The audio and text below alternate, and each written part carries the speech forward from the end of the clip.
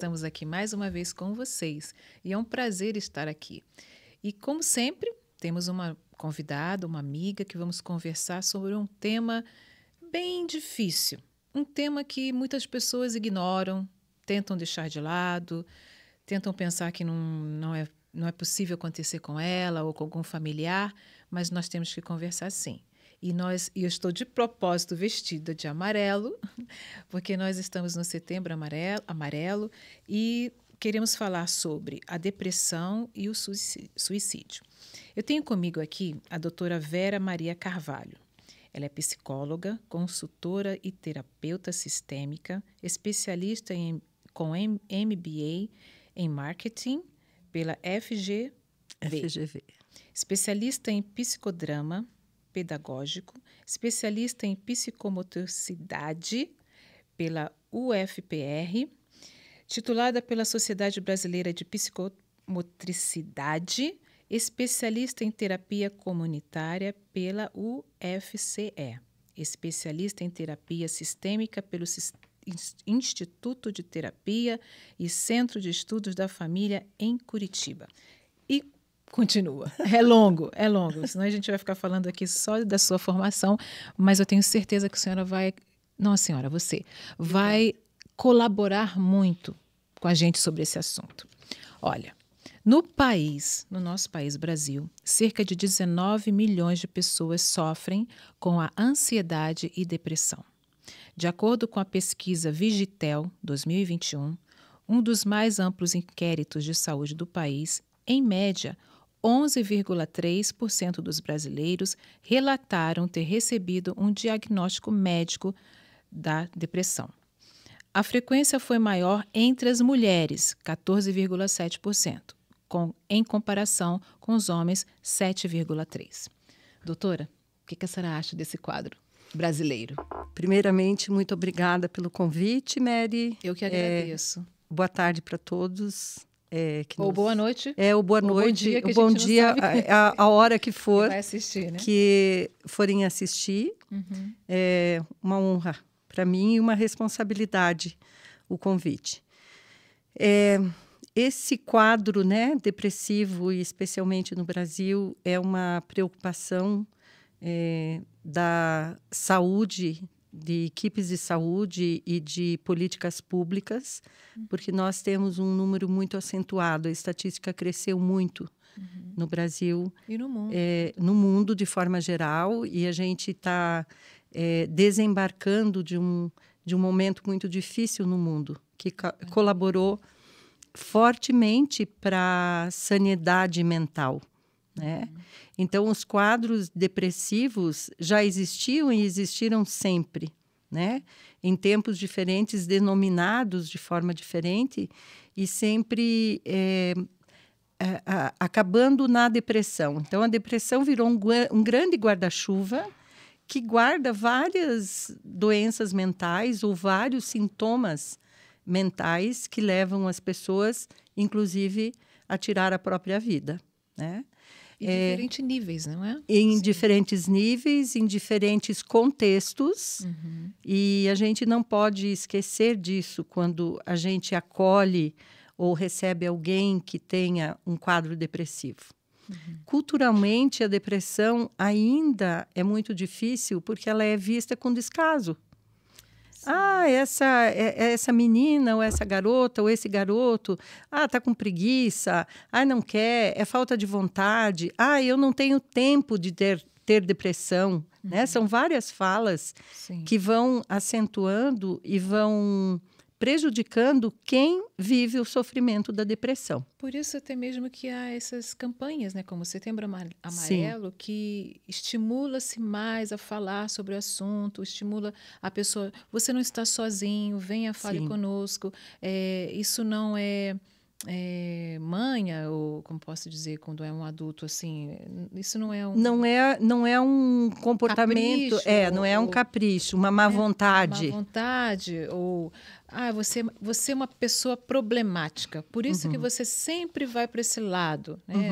Às vezes as pessoas da Você é pessimista, então você não enxerga o lado bom. Às vezes a pessoa não consegue enxergar mesmo, Sim. pela dificuldade que ela tem, do que a gente chama de doença, mas eu prefiro chamar de sintoma da depressão, né? Porque ele vai se apresentar de várias formas.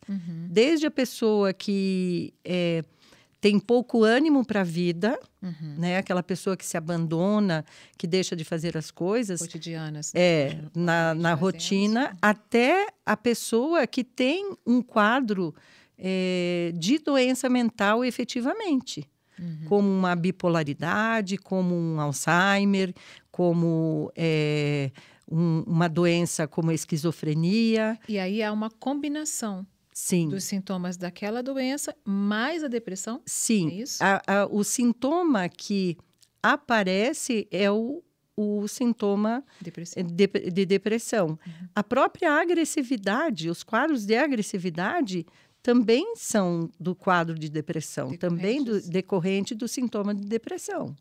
Ok, então aqui, por que a depressão está aumentando? A exposição a eventos negativos na infância também nos coloca em risco de depressão. Sim. À medida que crescemos.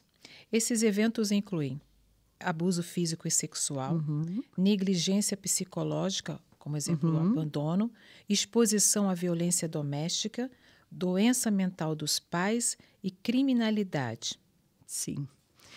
Se a gente resumir, Mary, é ambiente, né? Tudo é ambiente. Então, falando-se de infância, e por isso é tão fundamental as pessoas passarem pelo processo de autoconhecimento, pela terapia ou alguma forma de terapia, onde ela conheça a sua origem, conheça a sua história, que encare, olhe de frente para os seus traumas, para os seus sofrimentos. Porque todos nós somos um celeiro de motivação por aquilo que a gente viveu, aprendeu, colheu, e aquilo que a gente continua vivendo, olhando e experimentando. Né? E o mundo é farto naquilo que ele oferece para a gente, lá desde criança até o último minuto em que a gente está nessa terra. Né? Então, as escolhas que a gente faz, elas colaboram. Os ambientes que a gente vive e convive, eles colaboram fortemente para a gente desenvolver um estilo de vida. E a depressão, a saúde mental, ela não é só química ou fisiológica, mas ela também é de um contexto de ambiência, de cultura, né, de vivência. Então, uma criança que é muito oprimida, uma criança que sofreu algum tipo de violência, seja física, seja sexual, né, abusiva psicologicamente, certamente ela vai ter uma marca, um trauma, um registro que lá na frente, na adolescência e na idade adulta, ela vai se valer de alguma coisa. E isso vai se transformar numa ferramenta. Pode se transformar numa ferramenta de relação, inclusive abusiva. Não é? Vai repetir o quadro, vai repetir a história. Ou vai entrar num trauma, numa dor de depressão e ficar estacionada nessa dor. Ou também pode se usar aquela ferramenta de superação. Isso. Também temos isso. Também, quando é que o indivíduo consegue dar este salto? Quando ele compreende a sua história, quando ele olha a sua história, as suas vivências, os seus registros, coloca isso no lugar certo, emocionalmente e faz disso um impulso para vencer, para conquistar, para criar, para continuar a vida. Sim. Muitos não conseguem fazer isso sozinhos. Né? Muitos não conseguem. Né? Aí tem a diferença. O que mais? Vamos falar sobre isso, as 5 fases da depressão. Negação, essa aqui eu nem sabia, eu não tinha conhecimento dessas fases. Negação, raiva, barganha, depressão e aceitação. Então, a primeira é uma negação. Veja que a primeira fase é a negação e a última é a aceitação. A negação é assim, não é comigo. Não estou sentindo isso, imagina. Estou acordando à noite, mas não, estou preocupada com algumas coisas, eu nego o problema que está em mim, ou nego o sofrimento que está em mim, nego aquela situação que me faz sofrer. E pode ser de muitas causas, de muitas origens. Uma perda familiar, por exemplo. Uma sobrecarga de responsabilidade do trabalho. Uma infelicidade conjugal, né? Ou uma separação. Então, as causas podem ser muitas. Então, eu nego. O meu comportamento é de negar isto. A existência, né? Não vou dar muita bola para isso. Depois vem a raiva, que é uma parte do processo de mais ou menos cair a ficha. Caiu a ficha, é comigo, é nessa relação. Que raiva de mim, que raiva que eu estou sentindo isso, que raiva que eu não fiz tal coisa, que raiva que eu não disse. Né? Fica com raiva dela mesma, não fica da outra pessoa. Sim, fica muito da outra pessoa. E dela mesma. Né? E aí o quadro vai caminhando. E depois nós temos um momento de barganha.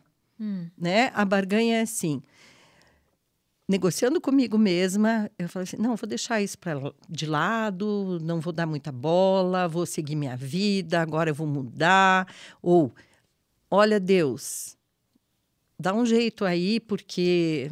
né? Eu estou precisando, né? Vou negociar. Sim, não preciso fazer nada, o senhor faz tudo, né? É um tipo de barganha.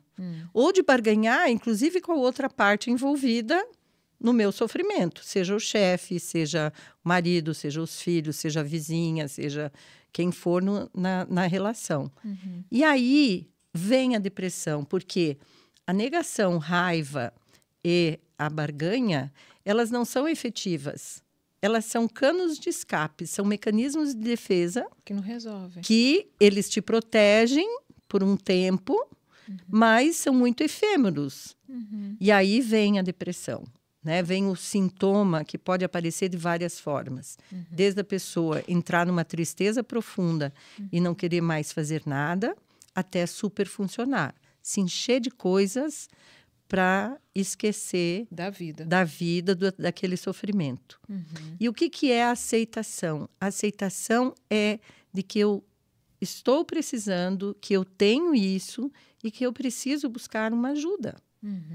Eu preciso buscar uma forma, uma alternativa de sair desse processo ou de quebrar esse processo. E, na maioria das vezes, a gente não consegue isso domesticamente. Ou sozinhos.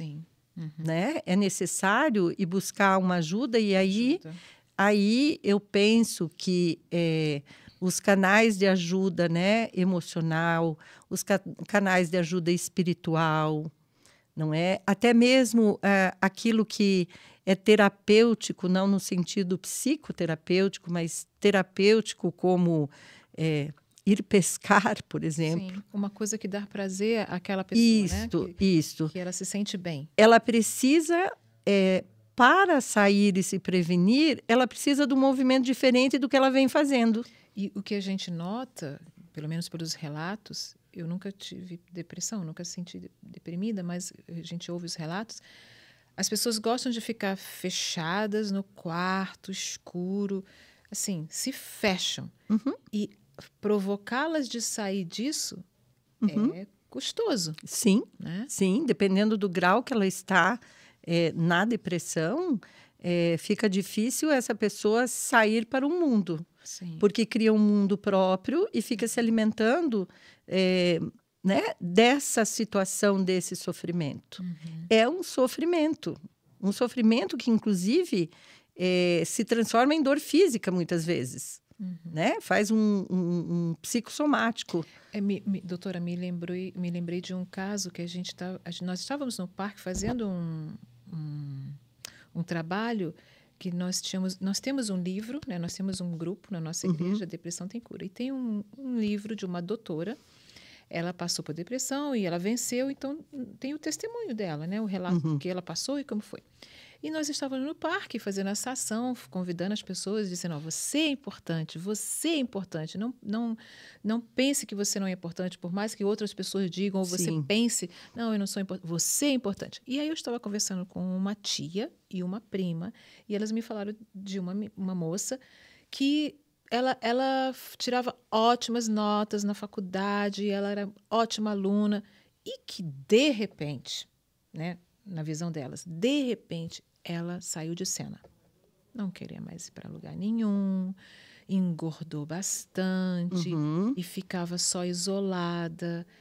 Então, elas lembraram dela. E ela falou assim: olha, a gente não sabe por quê. E aí a gente começa a pensar, às vezes, é ou não é verdade? Às vezes é uma crítica, às vezes um comentário. E agora que nós temos as redes sociais, que são tão pesadas, Sim. às vezes a pessoa colocou uma foto, alguém foi lá e fez um comentário que aquilo foi lá dentro. E provoca, não provoca? Provoca um gatilho, não é? Então, você tem um registro, você tem uma emoção, nós somos sujeitos, né, de comportamento, de linguagem e de emoção. Veja que maravilhoso o que Deus faz, né? Nos fez indivíduos.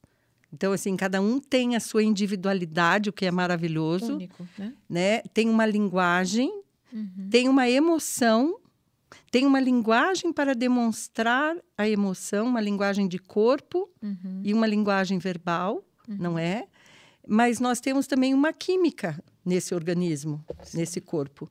Então, uma depressão, ela pode vir de uma deficiência química qualquer que a gente tenha. Sim, até íamos falar sobre isso aqui quando fala das idades, né? Que tem sim, sim.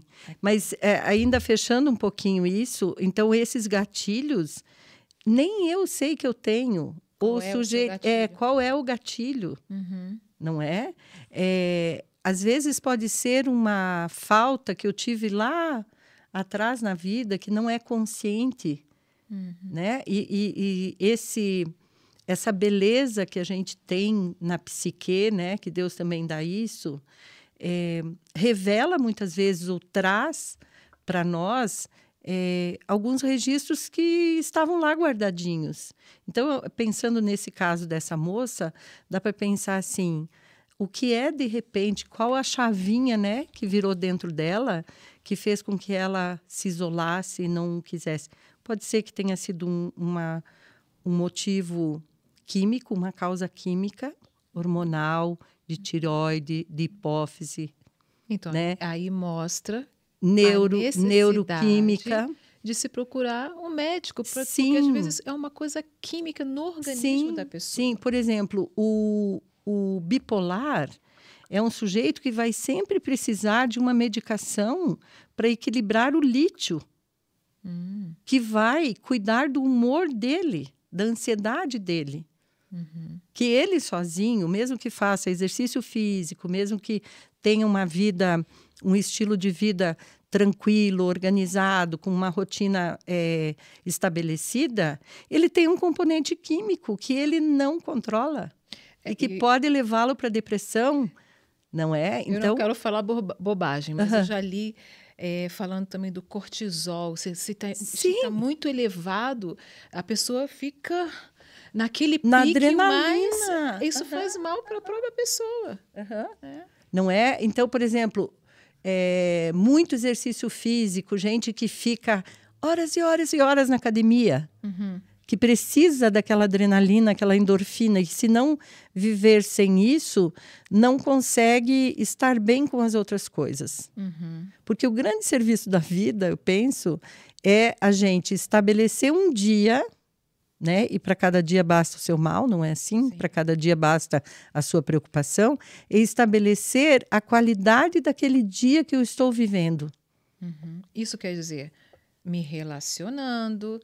Eu não posso viver sozinha. Eu não posso ter toda a minha vida organizada para mim mesma todo o tempo. Sim, né? sim. Eu tenho que ter tempo para mim, eu tenho que me amar, eu tenho que me entender, eu tenho que me organizar, mas para que eu possa também viver em sociedade. Sim. Viver em família. Eu gosto muito, Mary, de pensar que a gente tem áreas na vida principais. A gente lida com um monte de coisas, mas que a gente tem um tempo na vida para estar com a família, vir de uma família, construir uma família. No contraponto, eu tenho as minhas relações sociais, não é? Que fazem exatamente esse equilíbrio, porque se eu ficar só família, família, família, não amplio. Sim. Então, quais são os grupos sociais que eu frequento, que eu me relaciono? Na outra ponta de outra área, eu tenho o que se chama produção ou trabalho, né? O laborar, o produzir alguma coisa. Nós somos sujeitos de produção. O que faz o contraponto da produção, do trabalho, do emprego, da profissão? O descanso, que nós chamamos de lazer, de férias, de folga, de feriado, né? Para você ter um fôlego e isto ficar equilibrado, pelo menos na tentativa de equilibrar. Sim. Tanto que a grande busca do ser humano e de pessoas que trabalham muito ou trabalham é coordenar vida pessoal, familiar com trabalho. E muitas vezes esquecem desse ponto aqui do descanso. Mas o que segura no centro dessas 4 pontas, então família, social, trabalho e descanso, chama-se espiritualidade. Né? É necessário que o indivíduo tenha essa conexão, né? Porque, na verdade, doutora, nós somos corpo, alma e espírito. Isso, então, não adianta a pessoa só trabalhar o corpo, a alma, que são as emoções, e o espírito está à míngua. Isso. Né? Reflete em tudo. Então, quando as pessoas chegam, às vezes, no consultório, se queixando de um cansaço, ou até assim, eu acho que eu estou deprimida, eu estou desanimada, eu estou muito cansada, eu estou sobrecarregada, uma primeira investigação que eu faço com ela é exatamente de como que está distribuído. Como está distribuída essas áreas da vida dela? Quanto que ela dedica para isso, né? De repente está capenguinha, assim, porque tá só trabalho, família, trabalho, família, trabalho, família, nem consegue dar sentido às outras coisas, muito menos ao espiritual. Sim. Né? Hoje Ou seja, está lá longe. Né? Esse lado é muito menos valorizado. Então, aqui fala o seguinte: qual é a maior causa de depressão no Brasil? Consumo crônico de drogas, infelizmente, e álcool, ou álcool, né? Doença física, modificações hormonais, pós-parto, síndrome pré-menstrual e menopausa. A depressão é muito mais comum em mulheres que em homens, e talvez um dos motivos seja a influência dos hormônios femininos sobre o humor, o estado de ânimo. E também a perda de entes queridos. As perdas. A senhora comentou da pandemia, que foi esse período bem escuro, vamos dizer assim. Muitas pessoas tiveram perdas, né, na família, nós tivemos. E tudo isso colabora para as pessoas chegarem a esse quadro. Sim. Ou porque elas já tinham algo, né, já vinham vindo com algum sintoma, com alguma situação velada, guardada, né? De depressão, ou de desmotivação, de tristeza profunda, não é?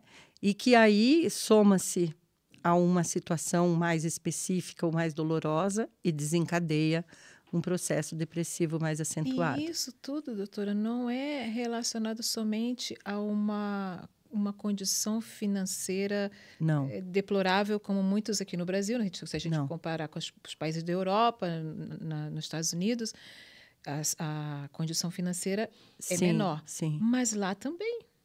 Alto índice na Europa de depressão, de suicídio por causa da depressão. E de uma faixa etária muito jovem, né? Uma faixa etária média da vida. E o que acontece é que as pessoas também reduziram muito as suas relações. É bem paradoxal, porque ao mesmo tempo que as redes sociais, a tecnologia traz uma possibilidade de comunicação... Foi a desculpa que eles inventaram, né? Aí vamos criar esse estilo de você ter amigos de toda de a se parte comunicar. do mundo, e você vai poder se relacionar, e você vai poder expandir as suas relações, e no final de tudo, separou virou aqueles que uma estavam grande mais armadilha, próximos. virou uma grande armadilha, né? Verdade. Então, está de novo na mão, né, do sujeito cuidar e calibrar o uso da tecnologia, né? O equilíbrio, né? O equilíbrio que é sempre o H da questão, né? Mas essas causas, e aí diz que é maior na mulher, acontece mais na mulher, porque realmente, né, a mulher é regida pelos seus hormônios, e daí quando esses hormônios, numa determinada etapa do ciclo de vida, vão embora, né, abre-se uma porta de muito mais chance de um processo de depressão ou de um desânimo ou de uma desmotivação na vida. Então, os hormônios são culpados, São os sim. vilões, os vilões. São culpados, sim, mas não é só isso. E muitas vezes tem mulheres que não têm consciência disso. Não tem conhecimento. Elas não se reconhecem Isso, mais. Elas pensam, isso, eu não sei o que está isso. acontecendo comigo, mas Isso. eu antes eu podia isso, eu podia aquilo, mas elas já ficam bravas de repente, irritadas, querem morder a orelha do primeiro que passar. E até o rosto fica bem tensa, né? Carrancudo, já não sorri tanto. É verdade. Porque vai direto no humor. Então, o que é importante prevenir? É importante prevenir com uma psicoeducação. Que você, mulher, vai chegar em vários momentos da sua vida que os hormônios, sim, serão a chave do seu humor. E o seu companheiro, se você for casada, tiver uma família, enfim, seu companheiro, seu par, precisa saber disso. Está consciente dessas mudanças. As mulheres maduras que entram no processo de menopausa, que chegam no consultório, eu convido os maridos para virem para a sessão, para a gente conversar sobre isso. Abertamente. Né? Abertamente. Outro dia eu li assim, acho que, não sei se é um podcast, alguma coisa assim, a pessoa completou 60 anos. E agora? Sextei, e agora? E agora? Porque não tudo muda. A pessoa passa a ser idosa.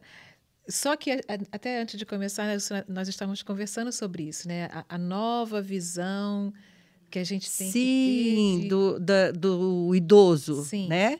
Eu do mesma envelhecimento, vamos dizer assim, né? do envelhecimento, da etapa da vida, natural, né? Que tem e natural, que tem muito menos tempo do que você viveu, né? Eu mesma assumi aqui os meus cabelos brancos na pandemia. Muitas pessoas, né? Na pandemia. Antes, meus filhos já... Mãe, deixa o cabelo branco, deixa. E foi uma libertação, né? Assumir uma herança. Uma herança familiar de nona, de tios, de mãe, de pai e tudo isso. Mas olhar, e eu digo que aí a minha vontade de viver, o meu ânimo, o meu humor, a minha vontade de realizar coisas, elas são muito maiores ou elas não acompanham o meu cabelo branco. Independente disso. E a minha idade, que eu vou fazer 67 anos daqui 2 meses. Então, eu sou uma velha. Na categoria, na classificação, Mary, eu sou uma idosa. Não é? Eu tenho lá o crachá do estacionamento, eu ocupo lugar na fila, né, em qualquer lugar.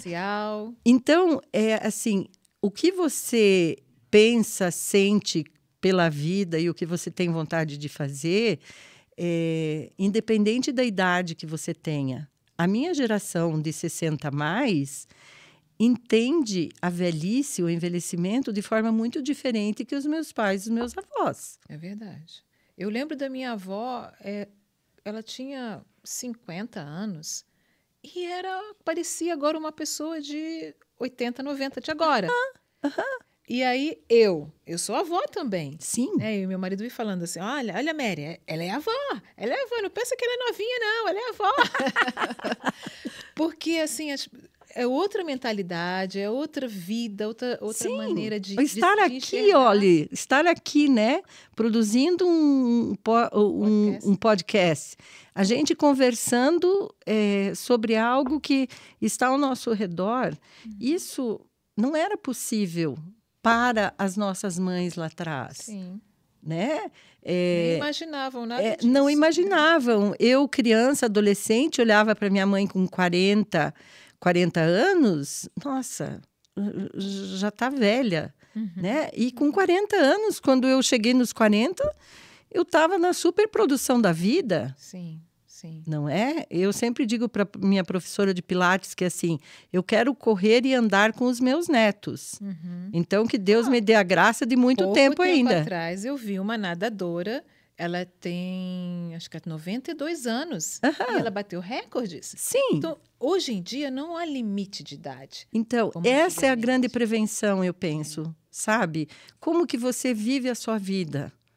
O que você põe e escolhe para você todo dia que possa acompanhar a sua condição física, biológica, que vai envelhecer. Sim. Não tem como. Vai ter perdas, né? Eu não tenho mais a agilidade que eu tinha de 10 anos atrás, de 5 anos atrás. Mas como que o meu pensamento lida com isso? Como que o meu espírito se alimenta para que eu possa viver todos os dias, né? Na graça, primeiro, né? Sim. Na graça de Deus. E a minha parte a fazer, né? O que eu escolho para que seja um bom dia, para que eu tenha ainda anos pela frente, Aí está a questão. né? As Isso é prevenção, as essas escolhas que a gente faz. Porque se nós quisermos escolher as coisas que nos farão mal, ou, não, isso não é para mim, isso não é para mim. Não, olha, eu já tenho... Quantos anos você vai completar? 67. Eu vou completar 60... Não, isso não é para mim. Será que não é mesmo? Né? Ou você já está... Antes do que acontecer a coisa, já está sofrendo ou pensando assim, não, não é, já está fechando a porta. Não, isso não é. Claro que eu preciso reconhecer que tem alguns limites físicos, por exemplo. Uma maratona. Sim. Até pode. Sim, até você posso. Treinar, até pode posso. Ainda. Exatamente. Mas, por exemplo, que nem uma palestra que eu assisti que o senhor, ele correu 7 maratonas em 7 dias. Nossa, 7 maratonas em 7 dias? Todo dia ele corria? Gente, que fenômeno! Que fenômeno! Então. E aí né? Ele contou todas as experiências, foi nos 7 continentes diferentes. E pegava o avião, só descia lá e ia correr, diferentes climas. E ele falou: eu não era um corredor profissional, mas eu investi nisso, eu treinei, tinha uma equipe. Sim, tornou isso um propósito. E ele começou com 50 anos. Então, tornou isso um propósito, né? Aí a gente não... Até quando? E tem pessoas com 30, 20 e poucos anos. Eu não consigo fazer isso. A geração do cansaço. Eu não posso. É muito trabalho lá naquela empresa. É só ali no dedinho, né? Só ali no dedinho jogando. Isso é aquilo, mas é aqui, né? Sim, sim. Eu acho que é aqui e é aqui, né? É no realizar também, né? É no fazer, é no relacionar-se. Que pode ser tecnologia. Eu dou graças a Deus à tecnologia porque eu consigo acompanhar meu filho e meus netos na Inglaterra, por exemplo. Eu também. Né? Então, isso graças a Deus, né? Mas o relacionar-se, o estar em interação, né? Você ter uma contemplação, você prestar atenção nos ipês amarelos de Curitiba, né? Eu acho que isso... Ou como agora eu estava vindo e estava escutando o sabiá cantar. Então, e o sabiá só canta de setembro a dezembro. E eu ouvindo aquele sabiá, assim, eu sorria. Eu dirigindo, parei no sinal e ele começou a cantar. Ai, que lindo. Não é? Lindo. Então, assim, quer melhor remédio que esse? Não. Para a vida? Não é? A contemplação, a quietude, a oração, né? Você ter um estilo de vida, uma rotina que você possa cumprir, um exercício físico, não precisa ser aquele de se matar de fazer, mas algo que faça sentido para você. Sim. Ter um propósito. Sim. Ter um propósito para a sua vida todo dia. Quando nós falamos um pouquinho atrás sobre marcas de passado, de infância, Hoje eu contei para minha neta a história do patinho feio. Sim. Eu acho uma metáfora demais. Mesmo que ela já tenha escutado antes, mas eu estava contando e aí falando assim, poxa, ele se sentia tão assim separado, à parte dos irmãozinhos dele, porque ele se sentia feio. E nessa versão falou que ele saiu para caminhar e ele viu um lugar muito bonito e pensou assim, quem sabe ali alguém vai me acolher, vai gostar de mim. E aí tinha um homem, gostou, trouxe ele para dentro e tinha até um lago, aí ele foi andar no lago. E quando ele estava no lago, ele ficou lá com aquela família, com aquelas pessoas. E aí umas crianças estavam brincando e olhou assim, olha, nós temos um visitante, olha que lindo ele é. O próprio patinho feio ficou procurando quem era não se esse reconhecia. lindo. E aí quando ele olhou para a água, ele viu que ele era um lindo cisne. E que tinha outros cisnes lá. E ele se entrosou e ficou no grupo dele. Então, eu fiquei imaginando, meu Deus, quantas crianças pensam deste jeito. Sim, e as crianças estão depressivas. Sim. Né? Muito triste. Eu não consigo me entrosar com ninguém. Ou chegam para ela, como você é feio? Porque a mamãe pata falou, esse filhote não é meu. Como ele é feio? Então... há também muitos pais que falam coisas que são muito pesadas. Muito pesadas, né? Hoje em dia, as relações estão bem difíceis. Muito. Antes a gente já tinha algumas coisas que eram duras. Sim. Mas nós tínhamos amor, carinho e mais presente. Eu penso que a gente se assusta tanto porque está tudo muito exposto. Sabe? Não que antes era muito guardado e não podia, mas assim, está tudo muito escancarado. E aí as pessoas perdem parâmetros e fronteiras e limites de autopreservação, né? Perdem a ética, perdem a moral. Mais um exemplo das redes sociais. Sim, que consomem. A gente estava fazendo um comentário sobre uma postagem que foi citado. Veja o que essa pessoa era um cantor fez um vídeo usando o quadro A Cena da Santa Ceia e ele fez o que quis ali, ridicularizou a Santa Ceia, fez coisas assim sensuais. E eu comentei, no afã da autopromoção, a pessoa perde a noção de que há coisas que estão acima dele. Sim. Então, é o que as pessoas fazem também contra as outras. Sim. Olha como você é feia, olha como você é gorda, olha que roupa ridícula. Por exemplo, na minha rede social, eu postei, nós fizemos uma grande campanha para ajudar as pessoas no Rio Grande do Sul, que passaram por aquela... Da enchente. Isso, do tornado, furacão, aquela coisa climática. E aí arrecadamos cestas básicas, água e enviamos para lá. E aí uma pessoa, um perfil que não é nem... É fake, né? As pessoas fazem perfis para poder fazer crítica. Vocês estão ganhando fama pela a doação dos outros. Eu também doei. Também ajudei. E muitas pessoas.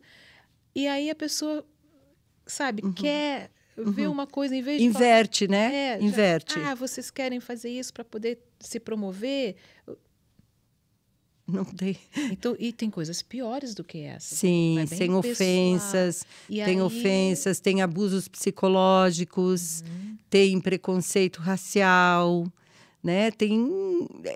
É uma grande vitrine que é bom, por um lado, porque você... Exatamente. Mas as pessoas vão perdendo o limite da sensatez e aí vira intriga, vira briga, vira um comentário ofensivo. Vira baixaria. E muitas pessoas não estão preparadas para receber certos comentários ou exposições, né? E isso afeta dentro delas. E depois, por exemplo, uma criança, uma mãe não sabe por que ela está tão reprimida. Porque talvez ela recebeu um tipo de comentário, ou na sofreu escola, bullying. É isso. Seja na rede social, ou seja escola, presencialmente. Então, isso é uma realidade do nosso dia hoje em dia, né? Das pessoas estarem pouco atentas, né, para o outro e muito atentas para a rede social. Ok, então... No caso da gente suspeitar que está com depressão, os sintomas principais da depressão é o humor, Sim. né? Por mais de 2 semanas, o humor fica abalado, não é assim? Bagunçadinho. Porque às vezes a gente fica mal-humorada, normalmente, né? Mas se fica um certo período prolongado, aquilo que não quer mais fazer as atividades que E o trazem... humor, Mary, para as pontas. Ou pode entrar para agressividade, Ou muito. a explosão, irritação, ou não dá bola para nada e se isolar apaticamente. Apático. Então, são os radicais sempre. O que fazer para se livrar da depressão? Regular o sono e mudar a alimentação e a rotina são algumas formas de combater a depressão. A depressão está longe de ser simplesmente uma tristeza. É uma doença séria que precisa ser tratada. Então, nós precisamos de falar, procurar ajuda. Nós temos um canal de ajuda que é ligar para 188. E eu gostaria também de passar um WhatsApp especial que é do grupo Depressão Tem Cura, que é o 11 35 73 36 62. 35 73 36 62. Porque, como a doutora falou, nós usamos a fé. Sim. E essa fé é a base de tudo. Sim. Para que a família, o trabalho, a relação consigo mesmo, o lazer estejam realmente bem. Né? Doutora, por favor, o que a senhora falaria para essa pessoa que está nos assistindo, que nos acompanhou nessa conversa, sobre a depressão, sobre o suicídio, que às vezes a pessoa opta, né, em usar isso para terminar. E talvez ela, neste momento, esteja com esses pensamentos. Vem na cabeça dela, quem sabe se eu tentar acabar com tudo e pronto, é um ponto final. Para essas pessoas, ou para as pessoas que em algum momento tiveram alguma ideação suicida, alguma ideia, né, de tirar a própria vida, primeiro quero dizer que eu te acolho, né? Acolho esse sofrimento, porque ele é legítimo, ele é seu, você sabe o quanto dói, mas que também você não está sozinha, você não está sozinho. É possível você entender o que se passa com você, seja buscando uma ajuda de conversa numa terapia, numa psicoterapia, com um pastor, com um amigo que você tenha confiança, mas não fique sozinho, né? Esse sintoma que você sente, ou vários sinais que te fazem depressivo ou depressiva, eles têm possibilidade de ser minimizados, possibilidades de ser entendidos por você, mas com ajuda. Então, nós te acolhemos, nós profissionais de saúde, esse WhatsApp que a Mary passou, o 188, que tem equipes de encaminhamento, mas não fique só, né? E, acima disso, você tem um Deus que te ama, um Senhor de todas as coisas, que também te acolhe. Então, essa é a minha sugestão e o meu acolhimento para você. Não fique sozinho, procure ajuda, fale para alguém da família, conte para um amigo, ligue para o 188 se você não tiver coragem de falar com alguém de perto. Você pode ser um anônimo no 188 e receber uma ajuda mais precisa. Ok, muito obrigada, doutora Vera. Eu que agradeço. Pela sua presença, o seu apoio, tudo que a senhora nos trouxe aqui, que vem ajudar muitas pessoas, que Deus venha abençoá-la mais Amém. E mais. E você não está sozinho. Por favor, se você está se sentindo oprimido, triste, ou você tem algum parente seu que você está vendo que tem algo passando com ele, busque ajuda. Nós estamos aqui. Tchau, tchau. Que Deus abençoe a todos.